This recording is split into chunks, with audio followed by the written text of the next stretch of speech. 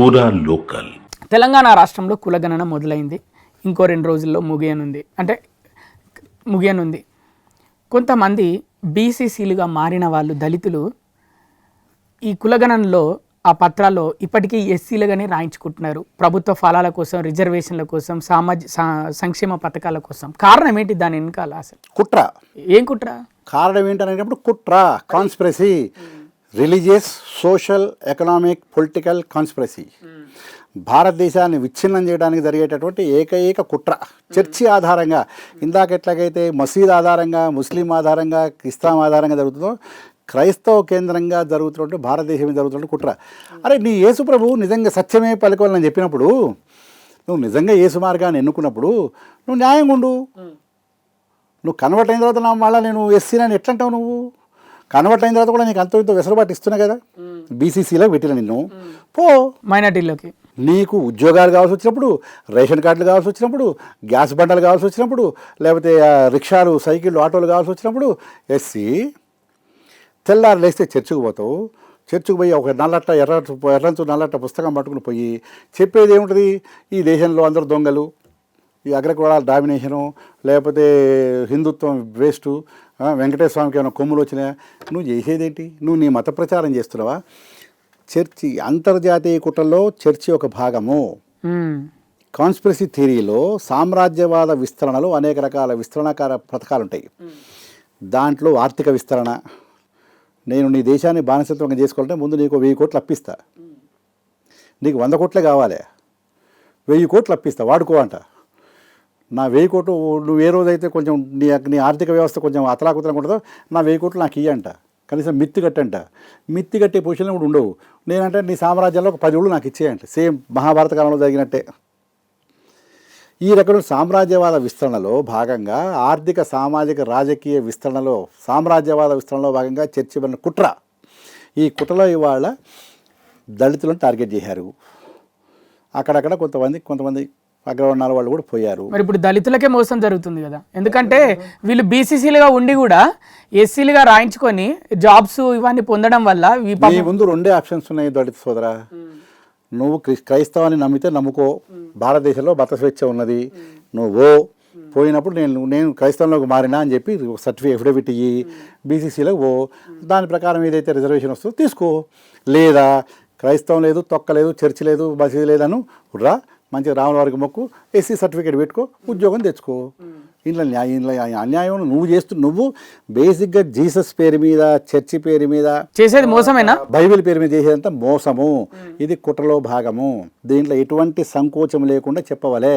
మత ప్రబోధకులు ఎవరైతే ఉన్నారో వాళ్ళు చర్చిల్లో చెప్తున్నారంట కదా, మీరు ఇక్కడికి వచ్చినప్పుడు మాత్రమే బీసీసీలు, కానీ మీరు ఇళ్లలోకి వెళ్ళి మీకోసం ఏమన్నా ఎంక్వైరీలు అవి వస్తే మాత్రం అక్కడ ఎస్సీ అని రాయించుకోండి అని చెప్తున్నారంట. అది కుట్ర కాకపోతే మరి ఇంకేంది? నువ్వు అంటే ఇంట్లో ఉన్నప్పుడు మొగాయన బయటకు వస్తే ఆడవాళ్ళు అవుతారా? వాళ్ళ తీరు ఇప్పుడు అట్లనే ఉందా? మన అంతే, ఇంతకంటే ఘోరంగా ఉన్నది. ఇంకా నేను మైకు ముందు సభా మర్యాదను పాటించి నేను చెప్పలేను, కానీ ఇంతకంటే ఘోరం. నువ్వు చర్చిలో ఉన్నప్పుడేమో బీసీసీవి, బయటికి పోతే ఎస్సీ అంటే నువ్వు అటు ఇటు కానీ మధ్య రకమే కదా.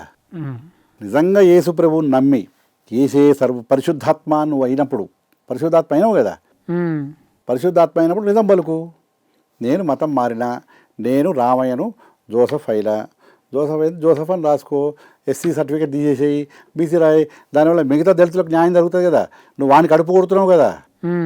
పోను నువ్వేమన్నా నిజంగా నీ ఇష్టం, నీ వ్యక్తిగత ఇష్టం, దాని గురించి నేను కామెంట్ చేయను. ఓకే, నువ్వు మారినప్పుడు ఫాలో ఆల్ ది ప్రిన్సిపల్స్. మరి ఇప్పుడు ఉన్న ప్రభుత్వాలు మరి దీనిపైన ప్రత్యేక ఏదైనా శ్రద్ధ తీసుకోవాల్సిన అవసరం ఉందంటారా? శ్రద్ధ తీసుకోవాలి. అసలు సగం దుర్మార్గం ఎంఆర్ఓలు, తహసీల్దార్లు చేస్తున్నారు. దొంగ సర్టిఫికెట్లు ఇచ్చి అక్కడ కట్ చేయాలి. దానిపైన మేము అనేక కేసులు వేసినాం, అనేక దగ్గర గెలిచినాం. ఆ గుంటూరులో ఒక ఆయన అయితే దొంగ సర్టిఫికేట్ పెడితే ఎంక్వైరీలు పోతే ఎంత దుర్మార్గం అంటే, తెల్లారు లేస్తే మత ప్రచారం అని బయలుదేరుతారు. ఈ ఎంక్వైరీ కమిటీ వస్తున్నప్పుడు ముందు చెప్తారు కదా ఎవరు, వెంటనే టకటక తీసేసి వెంకటేశ్వర స్వామి, కృష్ణుడు, శివుడు బొమ్మలు పెట్టి అప్పటికప్పుడు స్పాట్లో అర్ధగంటల వాళ్ళు ఓంగన మళ్ళీ తీసేసే నేను అన్నాడు. ఆఖరికి సరే మా దగ్గర మాకుండే సాక్ష్యాలు, మాకుండే పెళ్లి కార్డులు, ఇంకోటి ఉన్నాయి కాబట్టి పెడితే వాడిని తీసేసినారు. వాడిని తీసేసిన తర్వాత ఈ జగన్మోహన్ రెడ్డి గవర్నమెంట్ వచ్చిన తర్వాత వానిపైన యాక్షన్ లేదు. జగన్మోహన్ రెడ్డి గవర్నమెంట్లో మత మార్పులు ఎక్కువ జరిగినాయని అనుకుంటున్నారా మీరు? మత మార్పులు ఎవరి గవర్నమెంట్లో ఎక్కువ జరిగినాయి, ఎవరి గవర్నమెంట్ తక్కువ జరిగింది కాదు. మూలంగా ఇప్పుడు మనం మాట్లాడాల్సిన విషయం ఏంటంటే, if you are a genuine Christian, నీకు రాముడు అంటే ఇష్టం లేదు, సంతోషం. నీకు జీసస్ అంటే ఇష్టం, సంతోషం. రాముని కాదని జీసస్ను పట్టుకున్నప్పుడు నువ్వు నీ దళిత సర్టిఫికేట్ వదిలిపెట్టు, బీసీబీలకు పో, బీసీసీలకు పో. నువ్వు పరిశుద్ధాత్మ అయినావు కదా. నువ్వు చేసేవన్నీ దొంగ పనులు. నేను పరిశుద్ధాత్మనంటే అందరు చెప్పేసి గంప కింద కోళ్ళేమైనాయి. నువ్వు ఎందుకంటే చేస్తున్నావు? నువ్వు నిజంగా పరిశుద్ధాత్మ అయితే, నువ్వు నిజంగా జీసస్ నమ్మితే, సత్యమునే వరగాలనుకుంటే పలుకు. వాడు నీకోసం సిలువెక్కింది కదా, నువ్వు సర్టిఫికేట్ వదులుకోలేవా? మరి ఎందుకు వదులుకుంటలేరు? మరి ఎందుకంటే ఉద్యోగం అంటే ఇక ఆ మతంలో నిజాయితీ సత్యం లేదంటున్నారా మీరు? ఆ మతంలో సత్యం ఉన్నదా లేదా అని నాకు అనవసరం. నేను పోను. నువ్వు చేస్తున్న పని దొంగ పని, అంతే, తప్పు, మానుకో, అంతే. సుప్రీంకోర్టు కూడా మొట్టి కాయలేస్తుందని అనుకుంటా. అన్ని కోర్టులు చెప్పినాయి. ఎగ్జిక్యూట్ చేసే దేవుడు మళ్ళీ వీళ్ళే కదా.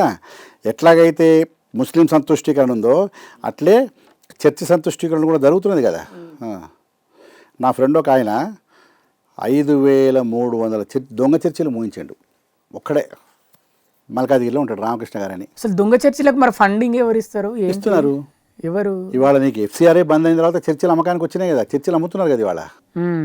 అందుకే చెప్తున్నా, ఈ విదేశీ నిధుల కోసం అని చెప్పి ఆంధ్రప్రదేశ్లో అయితే, ఇక మన తెలంగాణ తక్కువ, ఆంధ్ర ప్రాంతంలో, ఇప్పుడు ఆంధ్ర ప్రాంతంలో కొన్ని ఊళ్ళల్లో గల్లీకి 10 చర్చిలు ఉంటాయి. ఒక పెంతకోస్తు, ఒక సెవెంత్ డే అడ్వెంటిస్టు, ఒక రోమన్ క్యాథలిక్, ఒక బ్యాప్టిస్టు, ఒక ఎల్లయ్య, ఒక మల్లయ్య, ఒక రామయ్య. ఇన్ని చర్చిలు ఏంది? ఒకే ఇంట్లో 3 చర్చిలు ఊర్లో, ఒకే ఇంట్లో కూడా 3 చర్చిలు. డబ్బులు వస్తున్నాయి. కాళ్ళకు చెప్పులు లేనివాడు వాళ్ళ పాస్టర్ అయిన తర్వాత 6 అంతస్తుల బిల్డింగ్ కట్టిండు ఒక ఊళ్ళో, 10వ భాగం అని. ఇస్తావా చస్తావా? సరే, అదంతా నేను అందులో పోతలేను. బేసిక్ ఇప్పుడు మనం మాట్లాడే టాపిక్ ఏంటంటే, సర్టిఫికెట్లు, దొంగ సర్టిఫికెట్లు పెడుతున్నారంటే పెడుతున్నారు. కులగణనలో నీవు నిజాయితీగా క్రైస్తవుడివి అయితే, నువ్వు మతం మారితే, ఇప్పుడు భారతదేశంలో మత స్వేచ్ఛ ఉన్నది కాబట్టి నీ ఇష్టం దేవుడిని మాట్లాడదాం అనుకుంటే అనుకో.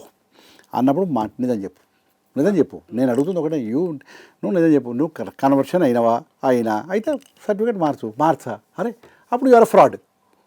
నువ్వు ఎవడైనాగా, నువ్వు ముఖ్యమంత్రి అల్లుడివిగా, బామర్దివిగా, లేకపోతే ఇంకో రాయకురాలి మొగుడివిగా, నువ్వు ఎవడైనా అవసరం. If you are a true Christian, you relinquish your caste certificate as Dalit, yourself get it to BCC.